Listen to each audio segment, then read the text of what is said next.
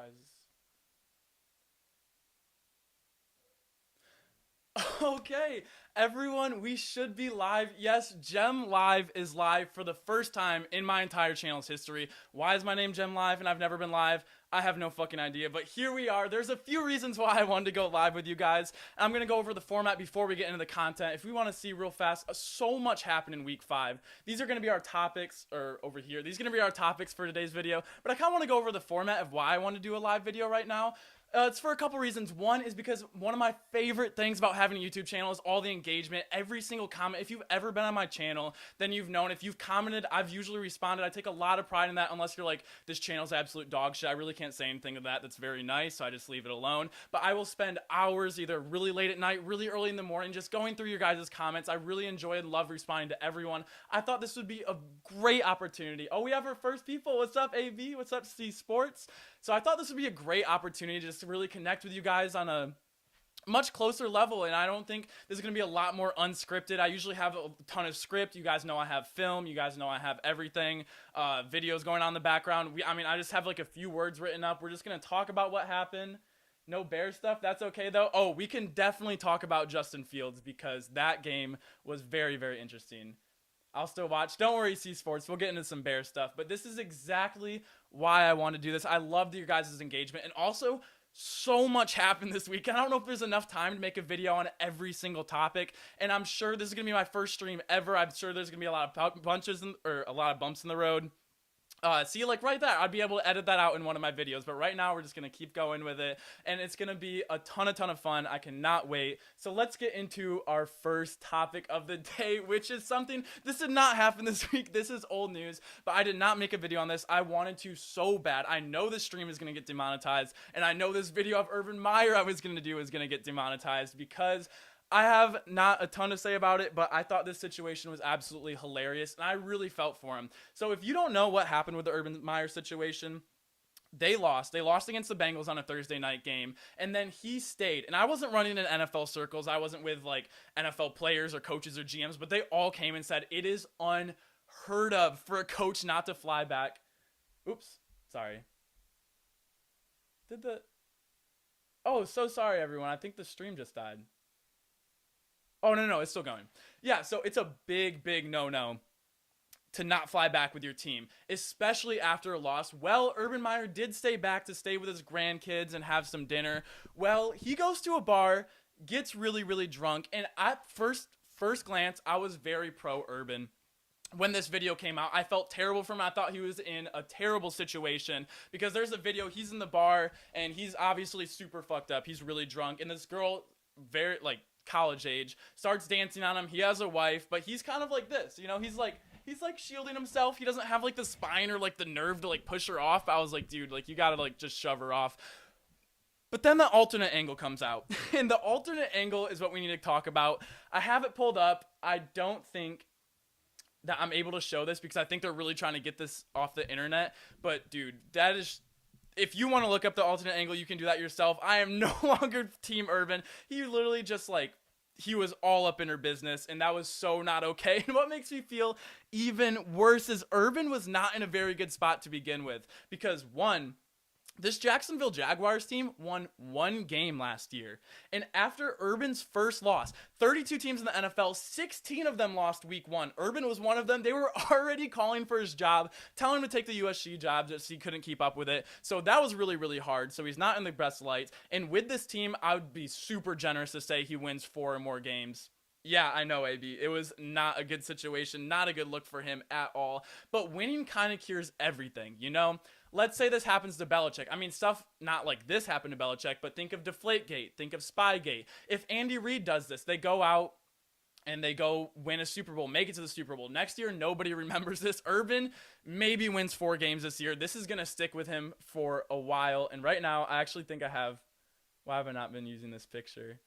There we go. We got the picture of Urban Meyer right there. But yeah, so we had to touch on the Urban Meyer situation. I mean, he was just like, he was all up in there. That was really kind of disturbing. But let's get into some actual football stuff, starting with the pain of a Lions fan. I know I don't talk about this that much. I am a Lions fan. It does cause me a lot of pain. I don't talk about it on the channel much because there isn't too much to talk about sometimes, except when it comes down to the end of the games. I mean, realistically, the Lions should be 3-2. It's absolutely ridiculous what happens at the end of every single game. Starting with the Ravens game, I almost turned it off because I saw, hey, it's 4th and 19. The play clock ran out. Okay, it's going to be 4th and 24. No way. Well, refs don't call it. They do pick up the 4th and 19. Justin Tucker goes out there and drills a 66-yarder, breaks the NFL record by 2 yards, hits the longest field goal in NFL history, off the crossbar, bounces up, goes in, Lions lose. That was tragic. And in this game, all right, we just might need to watch the ending of this game because the ending of this game was absolutely ridiculous. I'll probably mute this for a second. Let me know if you guys can see this all right. Should I make myself smaller? People were overrating Urban before the season. I heard a lot of people saying that he wasn't going to be the coach for them. Like, there was like, you should not give Urban the chance. And that was a lot of people. I wonder how far. Okay, look at this. This is insane. The Lions are down by 10 with 3:27 left, and Minnesota has the ball. Okay? All right, they missed this field goal. Yeah, they missed this field goal. All right, we got to watch this. He's running up DeAndre Swift. Bitch! Runs him right over. I was getting so hyped for this game because, I mean, they're down 10. I really wasn't even that confident. Make the field goal. And then they force this turnover on the Vikings. They get the ball. I'm sorry, I'm just going to show you the end of what makes this so ridiculous. So the Lions score to be down 1 point. They're going to go for 2, right? They're going to go for 2, go for the win. Get it. Perfect. Amazing. Oh my gosh, we're going to win our first game of the season. 37 seconds left.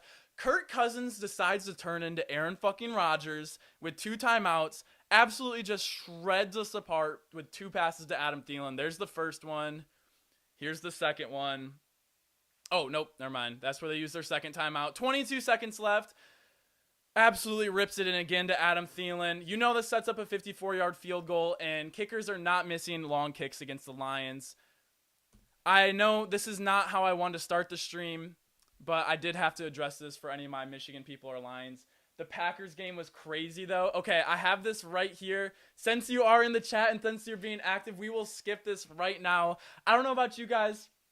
I absolutely love watching Pat McAfee. If I do watch shows, I usually don't try and watch too many sports things. When I'm watching the games live, I don't watch the broadcast. I don't listen to it. I want to keep my stuff really unbiased. I want to let the film talk for itself. When I go back and watch it in Game Pass later, which I really want to show you guys some clips, I don't know if I could do that just because it's like a paid product and I don't think you can like stream that, giving it away for free. But we'll see. Just pairing up... Dude, I know that one hurts so bad, and it just feels like it's every week with the Lions, and I'm not joking. We should be 3-2, but I feel like I say this every single year. Even against the Bears, they probably should have beat the Bears. Jared Goff had like that dick fumble at like the 10-yard line. They didn't get in. They honestly could have won that game. But the Packers-Bengals game was insane. And I'm going to say this says a lot more about the Bengals being good than it does about the Packers being bad. I think the Bengals are legitimately a playoff team. I think they're taking over Pittsburgh's role to maybe be the 3rd team in the AFC North to make it, because I think the Browns are going to make it. I think the Ravens are going to make it, and the Bengals might be able to sneak in there. I know there's teams like the Chiefs, Chargers, Bills. It's going to be close. I don't think more than one team is going to make it. I don't think the Patriots or Dolphins are going to make it either. But yeah. Sorry. But yeah, for the brand, Pat McAfee is all for the brand. And let me go back to this.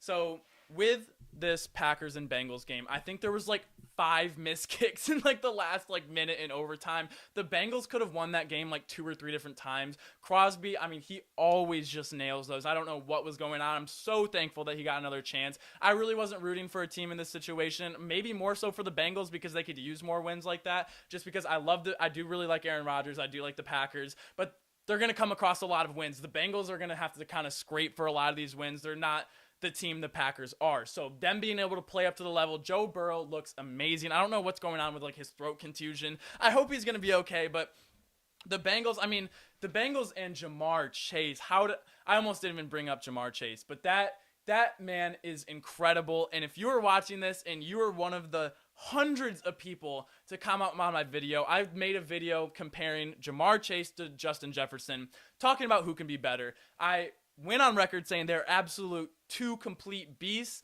I'm going to go on career-wise Jamar Chase because he's with Joe Burrow. I trust Joe Burrow a lot more to be the franchise quarterback for the next 10 plus years for the Bengals than I do Kirk Cousins and Justin Jefferson's situation, even though they're both equally incredibly amazing. I think Jamar Chase is going to have an amazing time with Joe Burrow. They already have that connection. I did a full film analysis on how he's proving everyone wrong and how their connection has gotten them a ton of first downs and a ton. Joe has a new target with Jamar. Exactly. Jamar Chase and Joe Burrow have been so much fun to watch. I mean, it's been insane. And especially when I dove into the film, seeing all these third downs when Joe Burrow doesn't have to look, he can take time looking off the safety because he knows if he has Jamar one-on-one, he's going to be able to throw it to him no matter what because they have that connection, they have that timing, and he trusts Jamar to be able to beat one-on-one coverage. And especially Jamar Chase is what's underrated. We saw this in the last game. He is so good at coming back to the ball when Joe Burrow breaks the pocket. They had so many plays like those at LSU. They had so many plays like this already this year where Joe Burrow is going to break the pocket and where it seems like. So that's the one thing I will say with the Bears. I think Justin Fields receivers in the preseason especially were terrible coming back to the ball. Like literally nobody was helping him out at all. And it's still a little bit of an issue and I would like to see more out of it, but we will get to Justin Fields later.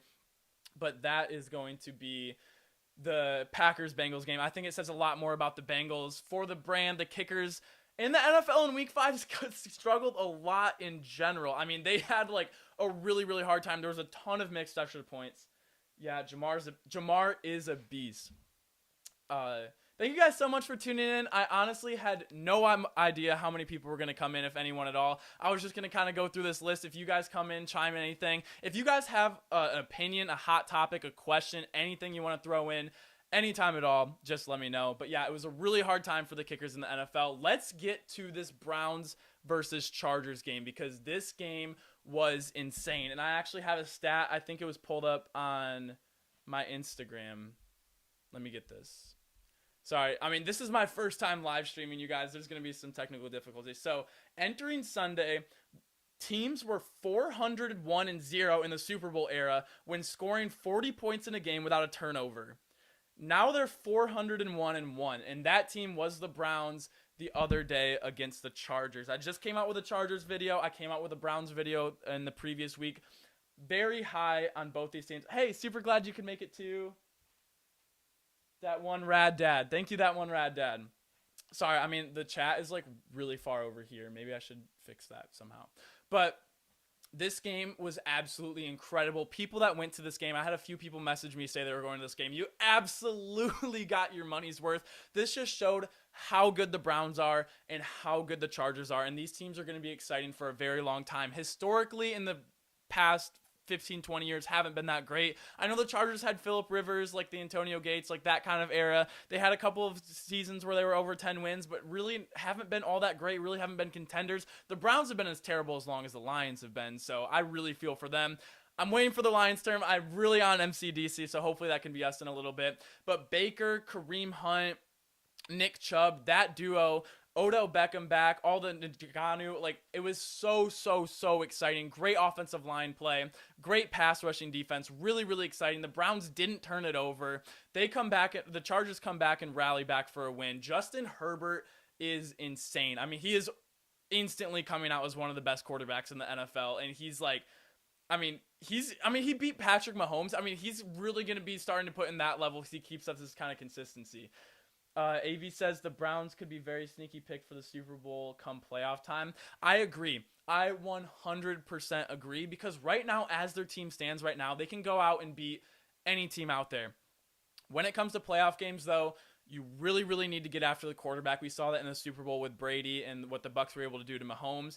They have that. They have Myles Garrett. They have a great defensive line. They need to be able to run the ball. They have an amazing offensive line. And Kareem Hunt and Nick Chubb, we're going to be talking about the Cowboys here in a second with Tony Pollard and Zeke Elliott. And those are like the top running back duos in my head right now with what they've been able to execute.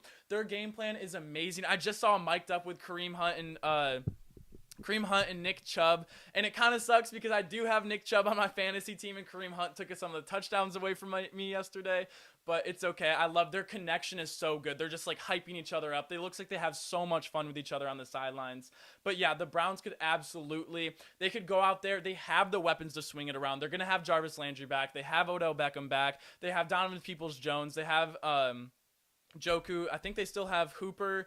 I mean, they're going to be able to throw it. They're going to be able to come back into games because Baker does have the arm to do that. He is a little bit hurt right now, but he's going to be able to throw themselves back into games, and I think that's going to be a huge thing for them. But once they get a lead, they're going to be able to slow the game down, run the ball, get after the quarterback when they're on defense. I think the Browns, maybe not even so much of a sneaky pick. I think they actually could be favored going into a lot of these playoff games, especially if they win their division, which...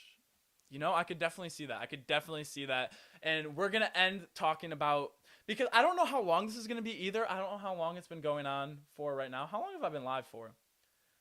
Honestly, don't know. But I was thinking maybe like 30 minutes to an hour. But the absolute cap is going to be on 2 hours because I want to watch this Monday Night Football games, Colts-Ravens, and I have a ton of school shit to do. I don't know if you guys know this. I go to San Diego State. I'm a full-time student. This is my last semester. So I do have school stuff. So sometimes if videos are coming out a little bit slower, it's usually because I'm really busy with school. But let's move on to Trey Lance and Kyler Murray. The 49ers-Cardinals game was a lot more exciting than I think a lot of people gave it credit for. If you watch this game, I'm wondering if you're going to be able to see these highlights as well. Trey Lance was about a quarter of an inch from an end zone, and this is a completely different game. He lowers his shoulder. He runs into Isaiah Simmons. They have a huge collision in... Wait, are we on the... They have a huge collision at the goal line, and Trey Lance is just short. But if he does score, this is a completely different game. But this is what I want to talk about specifically with Trey Lance. He's kind of exactly...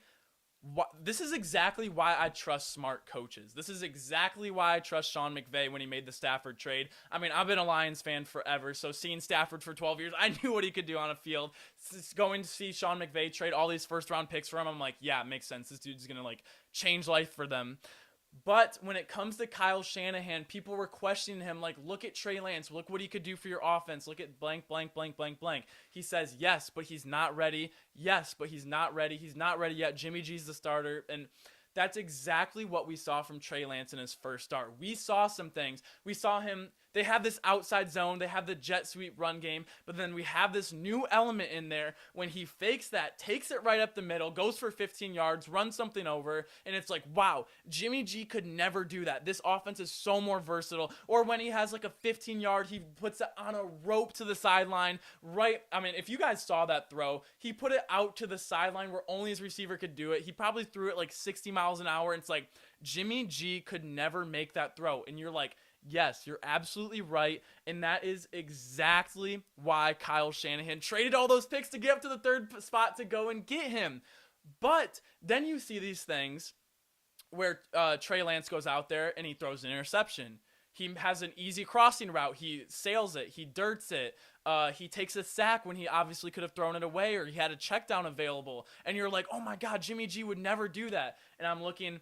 Yes, exactly. Kyle Shanahan said, yes, I know what this offense can look like when Trey Lance and all of his abilities, but he's not ready yet. And that's why everyone was calling for him to get put in. It's like, let's start it now. No, Jimmy G is the better quarterback for this offense right now because he's going to be more consistent. Trey Lance is wildly talented. And when I pre-draft analysis, I came out and said, yeah, I think he's probably the fifth best out of all these quarterbacks right now. I eventually think he's going to be the first best because he is a legitimate running back in a quarterback's body. He has the biggest arm out of anyone in the draft, the best legs, the best frame. I mean, he's a mixture between Cam Newton, Russell Wilson, just in one person. It is so much fun to watch.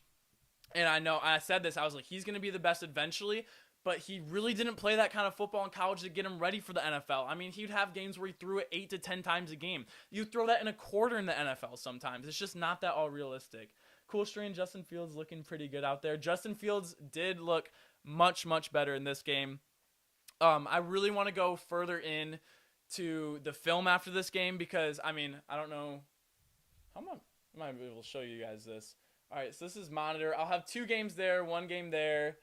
It's my little ring light setup. It's just on my like computer right now. I have another computer while I have another game with NFL Red Zone, so I'm able to watch like 3 or 4 full games at a time, kind of watch the closest ones, and then have Red Zone where it's kind of going through all of them. So I try and keep up with every single game, and then on NFL Game Pass afterwards, I'll go and watch the games that I'm going to do the videos on film-wise. So if you guys were curious of how I get all the film or do that, that's how we go about it. But as far as Trey Lance, that's exactly what I could break it down to. I mean, you just got to trust the smart coaches. Kyle Shanahan knew exactly what he's talking about. He's not a dummy. He knew that Trey Lance wasn't ready yet. But then we did get to see a glimpse that I didn't think we were going to see Trey Lance at all this year, besides certain sets like we did in like the first week with like goal line stuff. But I was like so excited that we got to see what this 49ers offense could look like. They went up against a very, very good Cardinals team who is still undefeated. Kyler Murray is an absolute... He's a fucking alien. Like, the things he can do at 5'9", like 200 pounds is absolutely insane to me. I mean, apart from Lamar Jackson, he's doing things with his feet that nobody else can do. The way he breaks the pocket, but then what he can do with his arm talent and how he takes these calculated risks, throwing it up to DeAndre Hopkins. It is so much fun to watch. Besides... maybe the Rams still. The Rams are so much fun to watch just with Sean McVay's offense. This offense with Cliff Kingsbury, I feel like is all finally coming together. Kyler Murray's taking that step. I mean, he's going into the games where he'll be 3 quarters in and have 2 incompletions. It is so much fun to watch. And he's pushing the ball downfield. People still have to respect him with his legs. He's not taking the huge shots that he was in his first 2 years, because last year he was banged up at the end of the year, and now he's seen, okay, early on, we're going to be winning games. If I get the first down, I can go down and slide, not take the risk, and that is the huge improvement that I've seen from Kyler Murray going in this year. So that is kind of what I was thinking about Trey Lance and Kyler Murray. What do we got? Okay. Tom Brady is not human. He's in year 20... someone correct me if I'm wrong. I believe he's in year 22.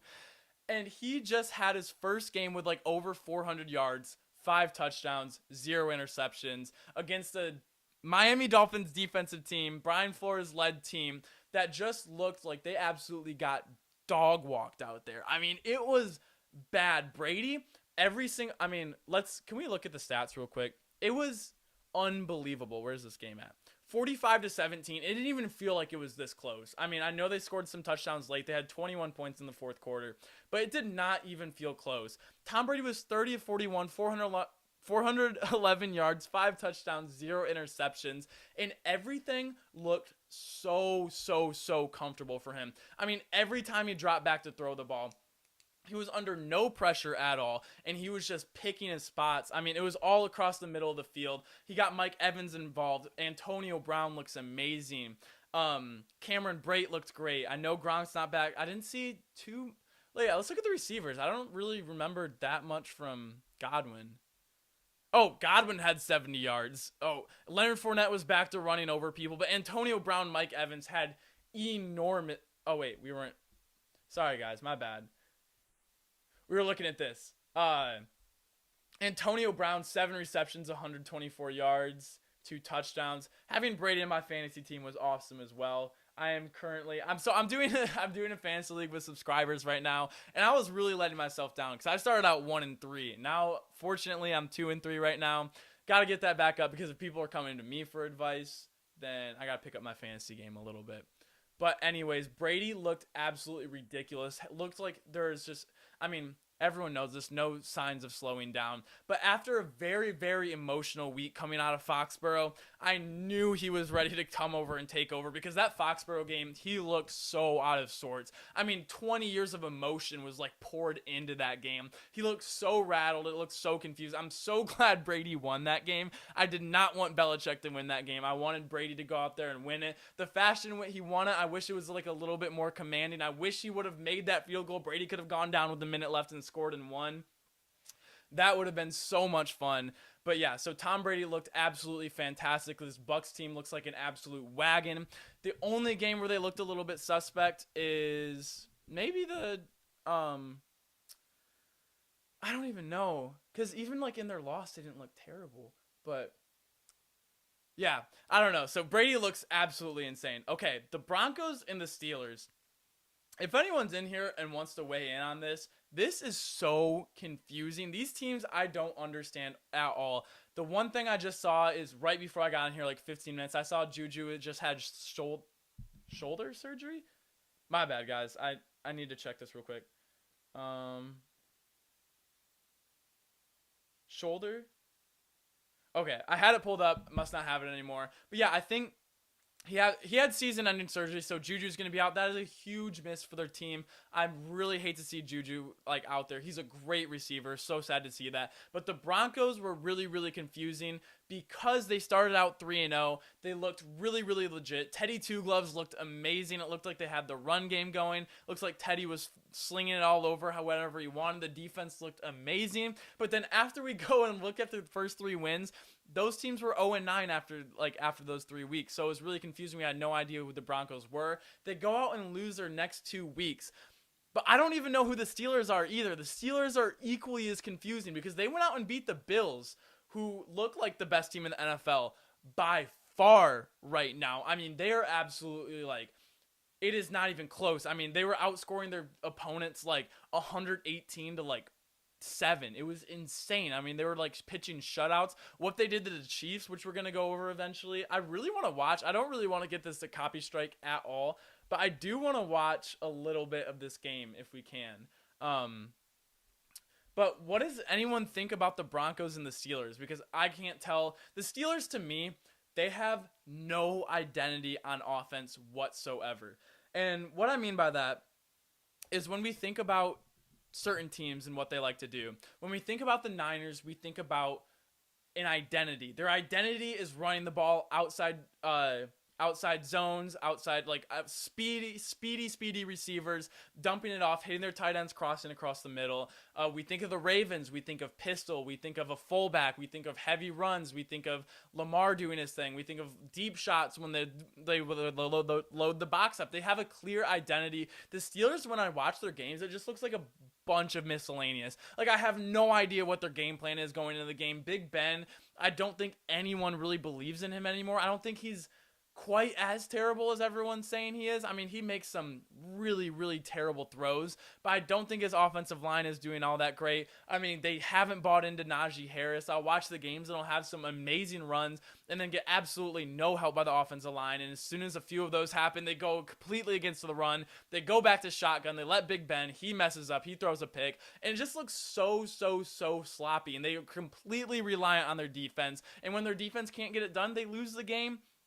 And I have no idea what their direction on offense is. And kind of same for the Broncos. I don't know who they are as a team because on paper, they look really, really, really good. And I don't even think it's Teddy Bridgewater's fault because I know he's not going to be the one to push the ball down the field a lot. But the plays he's making are huge. He's being able to, please say hi to Dennis for me. Hey, what's up, Dennis?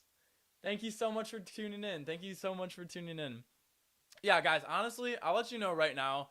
This is a lot of fun. I've never done a live stream before, but this is a ton of fun. I love that I don't really have to like sit down and script out a ton of stuff. And yeah, no, if you guys have any questions, I would love to answer anything for you guys. Oh yeah, but the Broncos, Teddy Bridgewater is making throws all over the place. He is very, very high completion percentage. The defense look amazing. I know they're a little bit banged up.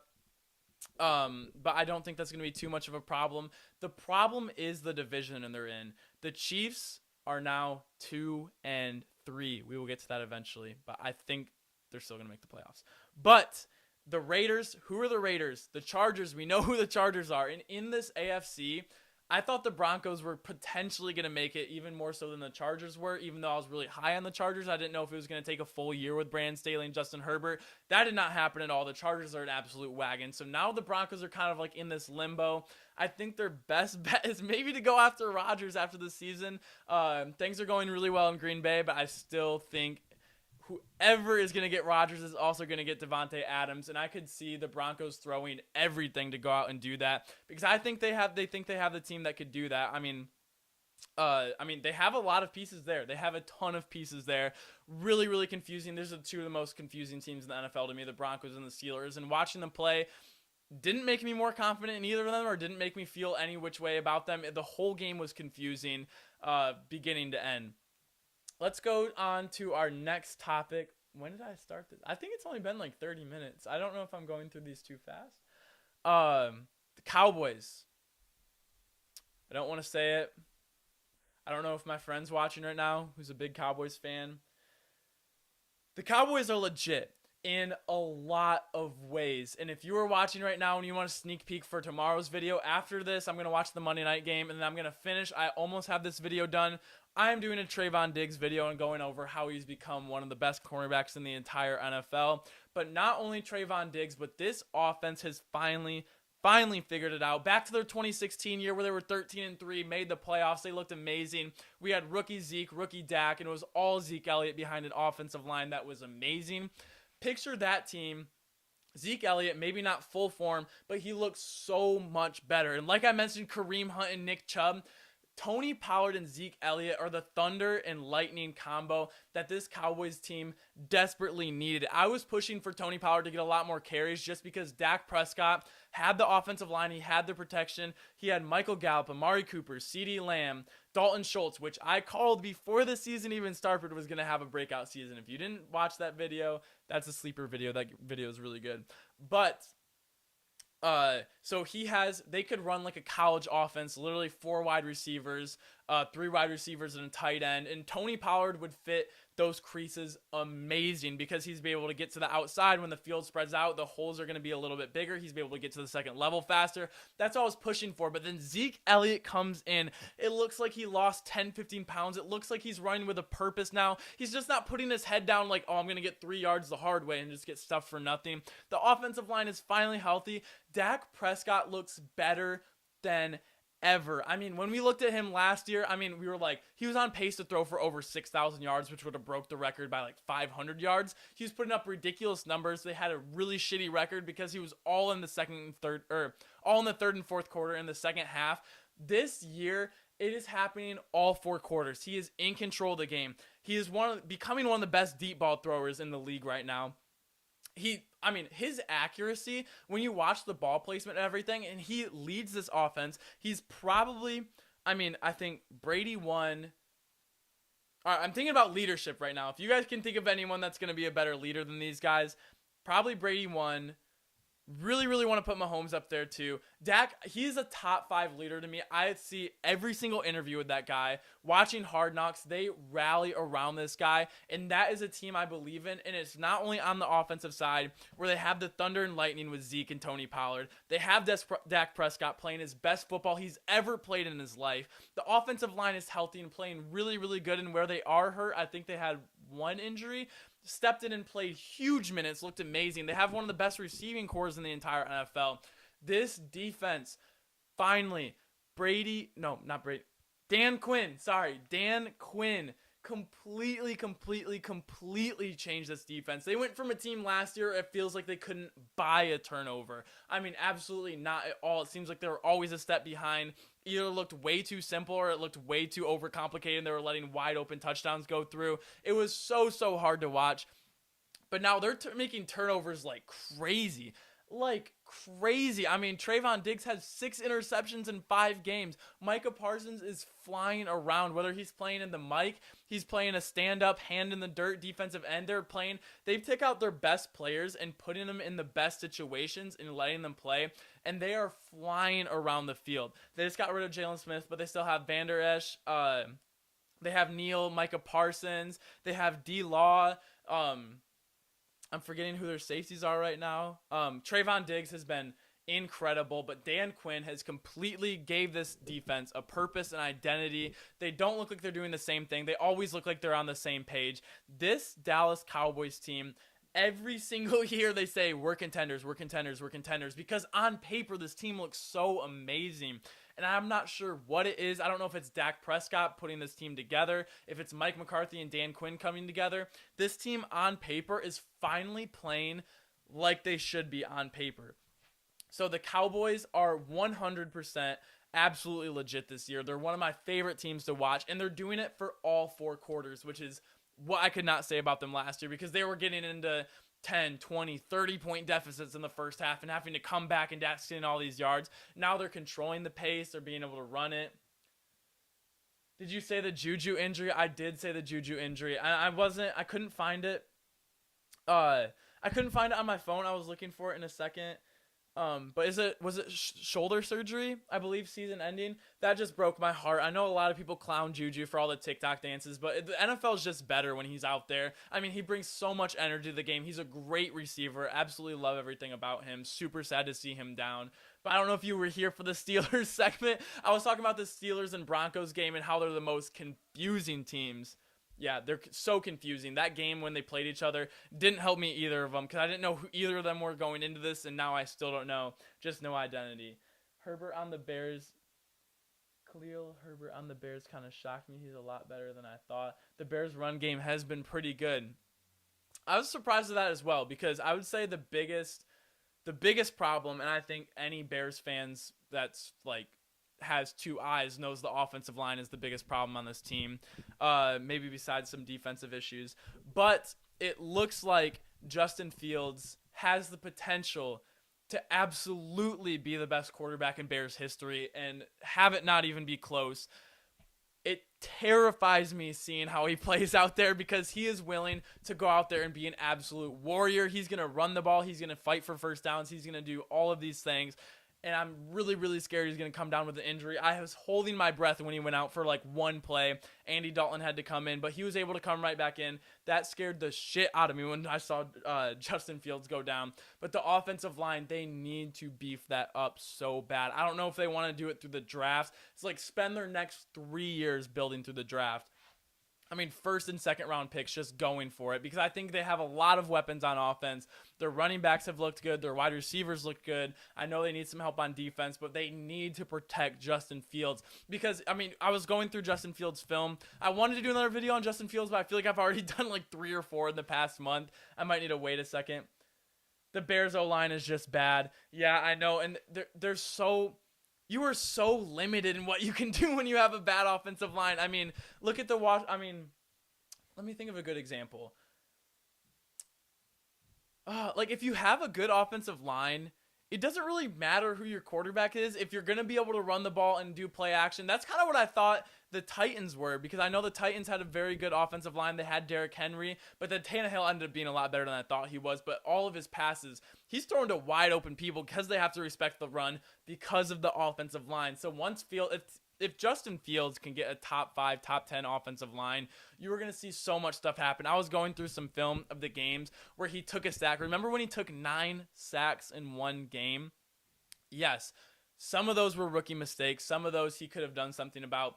Some of those, yes, people were open. But how can you throw it to someone that's even open if you don't have any time to throw the ball? I mean, as soon as you're back, if you have someone in your face and you're needing to escape the pocket, of course you can't make the right read right away. That was so hard to watch. Justin Fields is tough as nails. He kept getting hit and getting right back up. That is a positive trait, but that is not something you want in your quarterback. You do not want to be seeing that. You want someone like Russell Wilson. I don't even know how many years he's in. Is Russell Wilson like 9 years in? Like 8 or 9 years or something? He's about to miss his first time because he doesn't take hits. If he gets pressure in the pocket, he's going to be able to escape it. Has someone coming up, he's going to throw it out. He's going to slide. He's going to avoid. Kyler Murray is getting much, much better at this. He's not going to take these huge blows. Justin Fields has not learned that yet, and he is feeling every single lick he takes. I mean, those cannot feel good. These are NFL cats. Like, these guys are fucking massive. They literally work out 24/7 to put punishment, especially on quarterbacks, and he's taking the brunt of all of it, and he is a freak athlete with a really, really solid frame and is able to take them, but that is not sustainable. He really should watch some film on Russell Wilson to learn how to protect his body, because especially early on in the years, you got to know the time and place. I mean, if it's a playoff game, if it's a wild card game, if it's a must win and you're going for a first down, lower your shoulder, do it. But don't go for an extra few yards. I promise you it's not going to be worth it. And especially Justin Fields, you have a long, long career. This isn't going to be the Bears' year this year just because the Packers are doing so well. And it's not the Lions' year. The first one, I don't know if you can see this. I'm a Lions fan. It's really, really tragic existence. But yeah, so Justin Fields being tough as nails is a huge, huge thing. I think it's really going to rally his team around him. I think a lot of people are going to look up to that and be like, that's my quarterback. That's someone I can stand behind. he just needs to know his spots because he's going to get fucking murdered out there if he keeps doing this. And I do not want to see that. And what do we have next? All right, we have Chiefs versus Bills. And for the people that are in here right now, I'm curious, what do you think this said more about? Do you think this showed more of how good the Bills actually are? Or do you think the Chiefs are slipping a little bit? I'm going to give you guys like a few seconds to say anything before I give my opinion on this. But thank you guys so much for everyone that's in here right now. I really appreciate everyone. This is the first live stream I've ever done. I'm having an absolute blast doing this. I don't know if we're going to go all the way up until Monday Night Football. But right now we're talking about the Chiefs and... Sorry. Oh my gosh, OBS is being so weird. Okay, so we're going to talk about the Chiefs and Bills. And actually, let's go over some stats and see if we watched the game last night, if this made sense. One of the things we need to mention is Patrick Mahomes has 6 interceptions on the year right now. And I think last year he had 6. And I think the year before in his MVP year, he had 5 total. And so he has more interceptions through 5 weeks than he did through the last 2 years in the entire year. Josh Allen is incredible. He is incredible. 60 yards rushing, 315 yards passing, 0 interceptions, 3 touchdowns. Josh Allen is quickly becoming, it's going to be hard to say he's like not the guy in the NFL right now. And Okay, this is kind of what I want to talk about. This is why I like doing analysis a lot better. This is why I like doing analysis a lot better than I do like predicting games. Because you can predict a game and have everything on paper lined up to a T, absolutely perfect. You could know how good like their running backs are, how good like the other team is at stopping the run, how good they are at defending, how their matchups on offense work, how the coaches like to scheme, what their record is on Sunday night games, this, that, the other thing. You could have the perfect everything. This is why I don't like betting that much. This is why I don't like make a lot of videos predicting things. This is why I love going into the film and what we can draw from the film.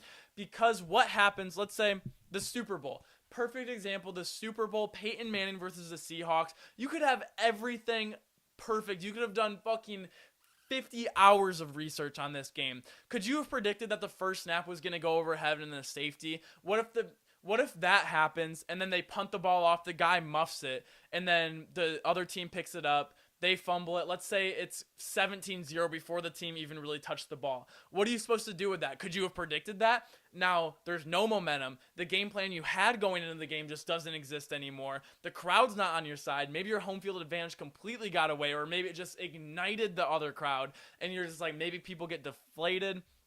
You never know how a game's going to go. I really think the Bills were able to sustain every single thing the Chiefs threw at them that game. Their defense is much, much better than we're giving them credit for. They made Patrick Mahomes really uncomfortable. They made him miss throws that he almost never misses. And when he was making the throws, the receivers were just dropping them. Could you have predicted that Tyreek Hill, Mecole Hardman, Byron Pringle was going to miss all those throws and just flat out drop passes? No, you couldn't predict that, but that's what happened, and the Bills always capitalized on it. They really started to run away with this game. There was unfortunate things that happened. Mahomes had a ball batted at the line of scrimmage on a huge play and got it intercepted by Gregory Rousseau, which was a fantastic play by him. I didn't know he was a wide receiver in high school. Now he's a defensive end. That was so cool to watch. But that is why you really, it's a hard thing to predict going into the games. And what I got from the Chiefs-Bills game, actually, let's watch a little bit of it. I'm going to kind of skip through just so we can kind of get an idea. Is this good? I think I was small enough. Okay, so I feel like this happens a lot. Mahomes, he was doing so... Okay. Right. Okay, so he picks the first down, but this is the thing I keep noticing about the Chiefs game. This is what I said about Josh Allen in the preseason. This is what I said Fields going into this year. What a huge thing of improvement that I saw. All right, so let's say someone like Brady could not make that play right there. He's not fast enough. He's not agile enough to go and run for that third down. But you don't see him do that. Why? Because he is going on his first read. He's really good pre-snap. If he sees a blitz, he's throwing hot right away. He knows where he's going with the ball. He's not confused by defenses. And I've seen a lot of stuff like this where Mahomes is almost reliant. I mean, you see him scramble. I don't want to overreact here. I feel like he scrambles on like 50 to 70% of his dropbacks. I feel like he's rarely ever just like dropping. I mean, let's see if he does it here. Okay, let's just look for like. I mean, when Mahomes is at his best is when he's in the pocket, boom. Like short. You have Kelsey on these option routes. Kelsey can get wide open in the middle of the field anytime he wants. So yeah, he can make throws like that. Unfortunately, it was dropped. This Bills defense is shutting people out. I mean, I don't want to get copyrighted here, but those were kind of like my biggest takeaways so far was Patrick Mahomes is escaping the pocket so quickly. And I feel like he's at his best when it's dink, dunk, dink, dunk, dink, dunk, Tyreek. Dink, dunk, dink, dunk, dink, dunk, Tyreek. Or any one of the people on their team that runs like a 4-3-40. Absolutely burners. Look, they beat the Texans 40-0. Hell, they beat the Washington football team by over 20, 35-0. This is why the Steelers confuse me so much. Like, who the fuck are the Steelers doing beating the Bills right now and then going to lose to, like, nobody? Anyways, off my rant. So, this showed a lot more about the Bills to me. I think the Chiefs are going to be absolutely okay. Their defense is really scary to me. Because on their... Okay. So, the year before Mahomes' MVP season, they didn't make the Super Bowl is because their defense needed a lot of help. They go out and get a lot of help on the defensive side of the ball, make the Super Bowl, win the Super Bowl, and that game was really close as well. Their defense is not as good as their Super Bowl, and that's a little concerning because I think a lot of other teams in the AFC are getting better. I know the NFC is really top-heavy. I think the AFC might be better. I don't even know. I mean, both divisions are just phenomenal right now. We are getting some of the best football I've seen in years with this top, and especially all these young quarterbacks like Kyler Murray coming out of nowhere, and like all these teams are just so much fun to watch. How tough is it? Okay, same comment. Sorry if anyone's been commenting and I haven't been seeing it. I like have it like way over here on this other monitor. I should probably put this closer. But to everyone watching, thank you guys so much. This is my first live stream. Sorry if it's so scuffed. If there's anything wrong, if there's like white noise, if the lighting, if the mic's too loud, please let me know because there is a lot of things to improve on. I know this. I was just up for a few hours last night putting this together, so hopefully it's like okay. So, Rams versus Seahawks and the NFC West in general. The Seahawks are in a lot of trouble. I mean, a lot of trouble. Going into the season, everyone knew this was going to be the best division in football from top to bottom. There's hardly any weaknesses. I mean, when you have the Rams, Seahawks, Cardinals, Niners, that is a really good division. All those teams are ready to make the playoffs right now and make a run in the playoffs. The Seahawks starting out at this pace and now losing Russell Wilson is just going to be a huge deal to them. Geno Smith came in there. He looked really good. He had some unfortunate interceptions, but he looked ready for the moment. I mean, if I'm a backup quarterback to Russell Wilson, all right, we need to look this up. We're going to look this up real quick because it's kind of bothering me. I can't remember what year he came in. All right, we're going to look up Russell Wilson's stats to see what... Okay. So he came in 2012. So this is year 10? 2, 3, 4, 5, 6, 7, 8, 9. Yeah, so this is year 10 for Russell Wilson. And he's never missed a game. Ever. Never missed a game. And so if I'm a backup quarterback, if a guy hasn't missed a game, I don't know how mentally ready I would be. But Geno Smith came in there, absolutely balled out. The moment did not look too big for him. Tyler Lockett got tripped on himself, whatever the fact is. Everything looks good. Thank you so much, man. Yeah, I really wasn't sure. I did like a test stream last night, and everything seemed to be okay. I was gonna do one with my friend this morning, kind of forgot. School kind of got in the way. Everything was pretty busy, but yeah, no, this is a huge fucking deal for the Seahawks. I mean, it absolutely scares me what Russell Wilson is gonna do. But the Rams, I mean. The Rams looked amazing. Matthew Stafford on paper had another fantastic game, and it still wasn't even his best game. He was missing throws to Cooper Kupp, to Deshaun Jackson that he just normally wouldn't miss. Him and Robert Woods were connecting all over the field. The Rams look unbelievable right now. I think their defense is a little bit, Overall, not as good. I love what they're doing with Jalen Ramsey a lot more. I mean, Brandon Staley was an incredible defensive coordinator. That's why I think the Chargers are doing so well right now. But on the Rams, that defense last year was much better, or not much better, marginally better.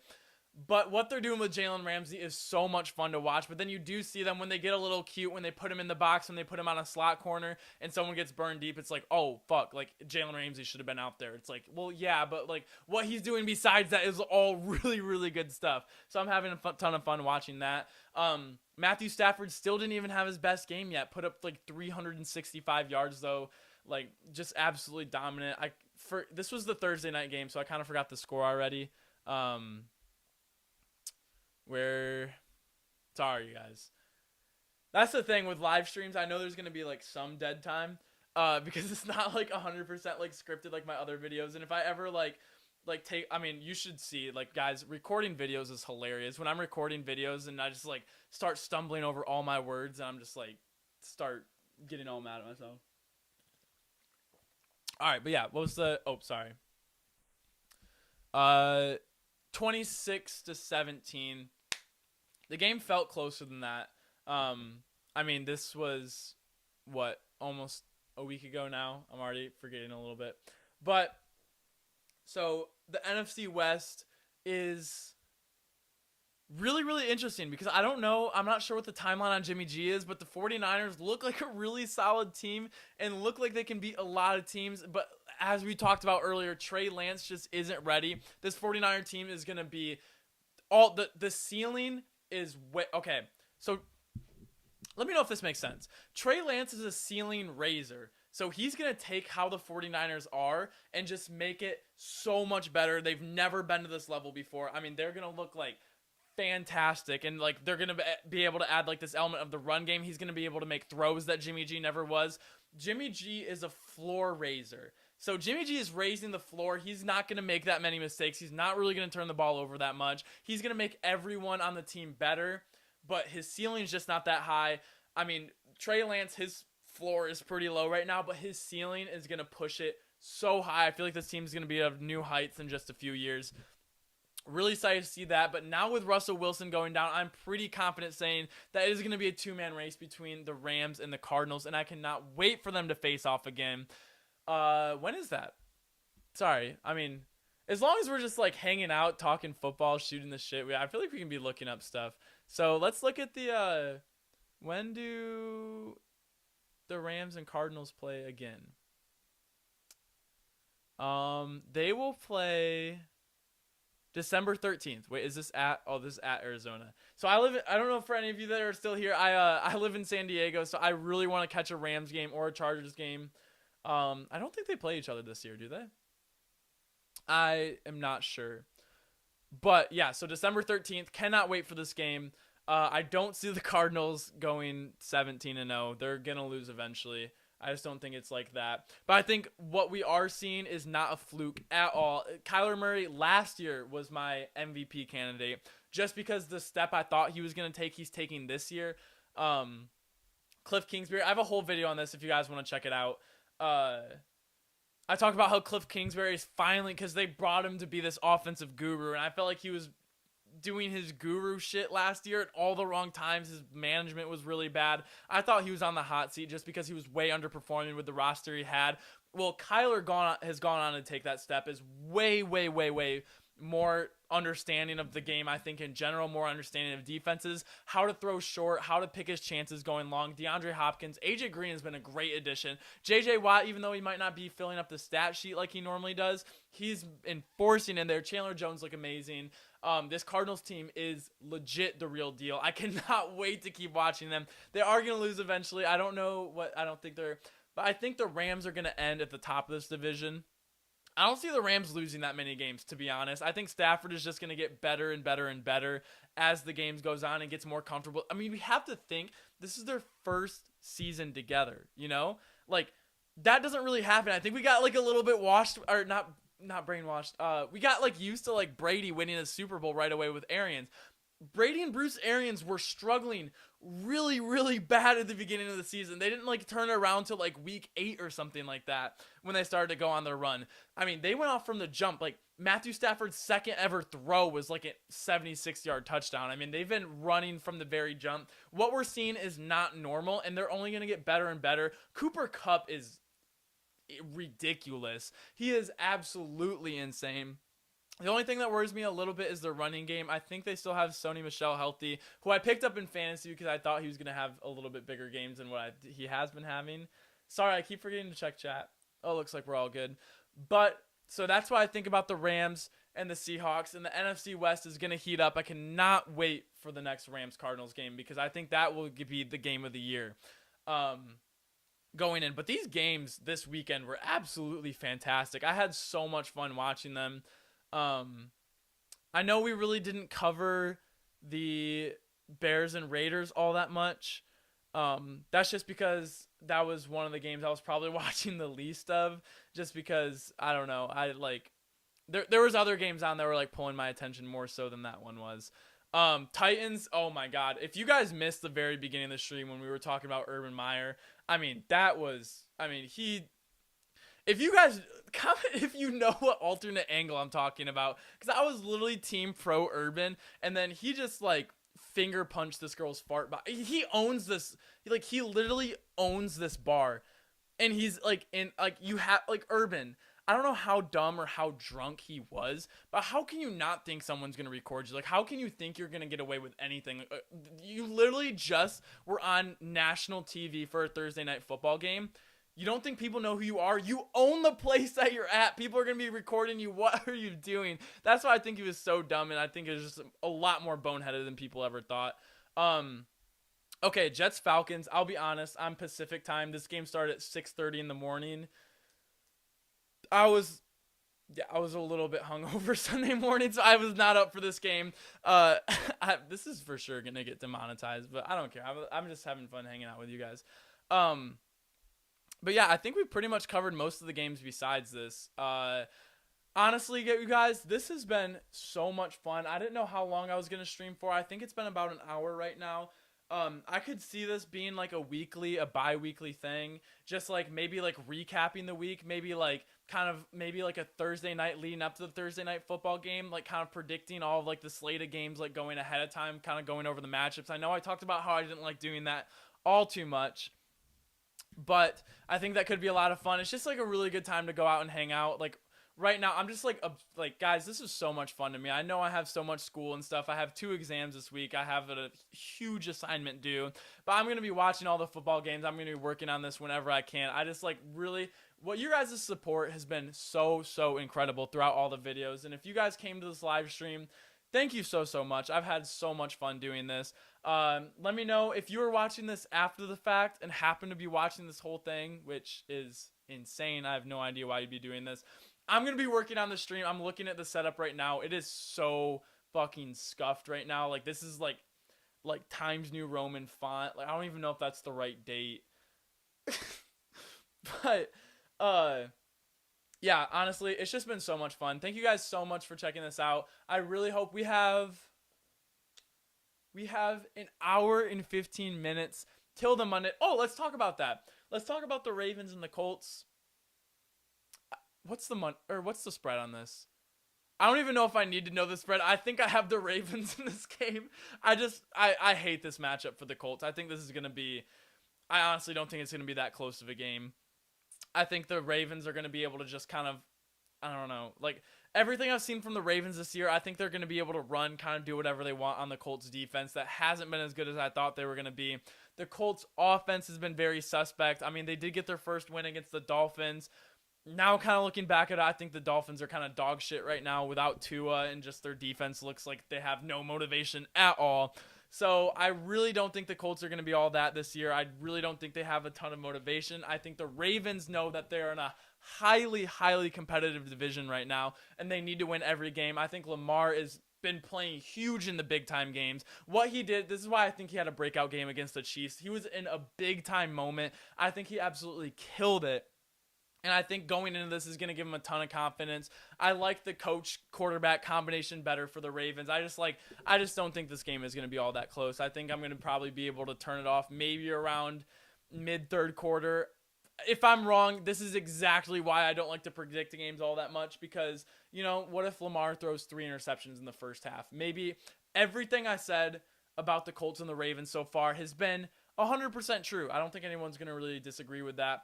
But what if Lamar throws 3 picks and then they're down 17-0 in the first quarter? Like, you never know what's going to happen. But my prediction, if you want me on record, I have the Ravens by, I'll say they win by 10 to 13. 10 to 13 points. So whatever the spread is, if that doesn't cover the spread, then I don't know what to tell you. I doubt the spread's going to be that much bigger. But thank you guys so much for tuning in. I'm probably going to end this stream in the next couple of seconds. So if you guys have any more questions, please let me know now. This has been honestly so much fun. I would love to do this a lot more often. Especially just unscripted, just so much more real. I mean, I got some of your guys' questions in there. And if you're watching this back, then wait, whoop. Oh my gosh, I hope has my stream been muted this whole time? There's a big mute button on the stream. Okay. Okay, all right. Well, we'll figure all this out. There's a lot to learn in this first stream. But thank you guys so much for checking this out. I had a ton of fun. Again, these are all the topics that we covered today. If you missed one and you want me to go over one really quickly, we do have another hour or so before the Monday night game. But if not, I'm probably going to be logging off here pretty soon. Thank you guys so much for tuning in. And for everyone here right now, I'm going to give the spoiler. I'm working on... Actually, can I pull this up for you guys right now? Okay. So this is the Trayvon Diggs video I'm working on right now. So this is how it's kind of scripted out, how it's much more scripted than this was. This is literally just a list and I'm just talking. But yeah, so Trayvon Diggs video coming out tomorrow. Be ready for that. Thank you guys so much. My name finally makes sense to some people. I never went live, Gem Live. But yeah, thank you guys so much for tuning in. I appreciate you guys so much. If you're watching this later, thank you guys so much. Enjoy the Monday Night Football game. I had so much fun doing this, and I don't even see the end stream button. Oh no. All right, thank you guys so much. I'll see y'all later. Peace.